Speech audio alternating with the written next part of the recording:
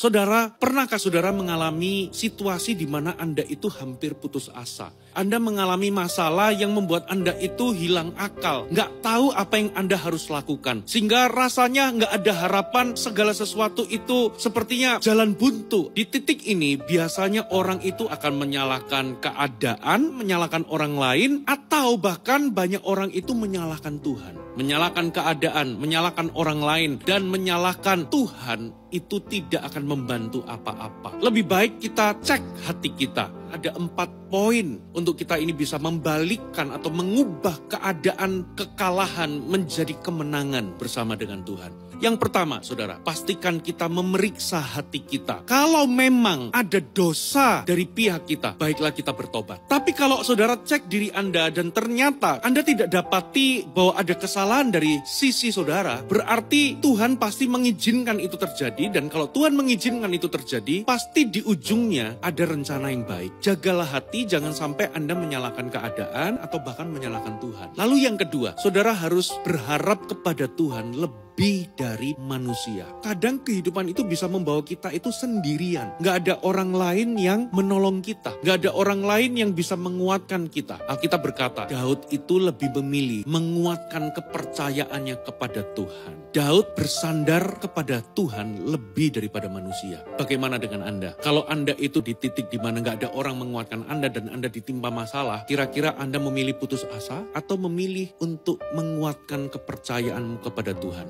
Saudara, menguatkan iman kepercayaan kita kepada Tuhan itu selalu dimulai dari ketika kita tidak menafsirkan kasih Tuhan dari keadaan buruk yang kita alami. Marilah kita bersandar percaya hanya kepada Tuhan. Jangan menaruh percaya kepada manusia lebih daripada Tuhan. Lalu yang ketiga, pastikan saudara itu bertanya kepada Tuhan. Tahukah saudara, alamat dari mujizat dan terobosan itu terletak kepada perintah Tuhan. Saudara, dalam situasi terjepit, biasanya kita ini cenderung untuk berdoa, kemudian memohon dan bahkan memaksa Tuhan melakukan hal-hal yang kita inginkan. Tapi Daud beda. Dia itu menanyakan apa perintah Tuhan dalam situasi ini. Sangat baik bila Anda mengalami masalah, Anda curhat kepada Tuhan, Anda curahkan, Anda berdoa, tapi tidak boleh berhenti di situ. Saudara, bertanyalah kepada Tuhan. Tuhan, di dalam situasiku ini, kira-kira Tuhan itu memberikan perintah apa untuk aku lakukan? Karena ketika Anda melakukan perintah Tuhan itu, biasanya terobosan akan menyertai. Anda perlu berdoa untuk bertanya apa kehendak Tuhan, apa petunjuk Tuhan, atau apa yang menjadi perintah Tuhan. Dan yang terakhir,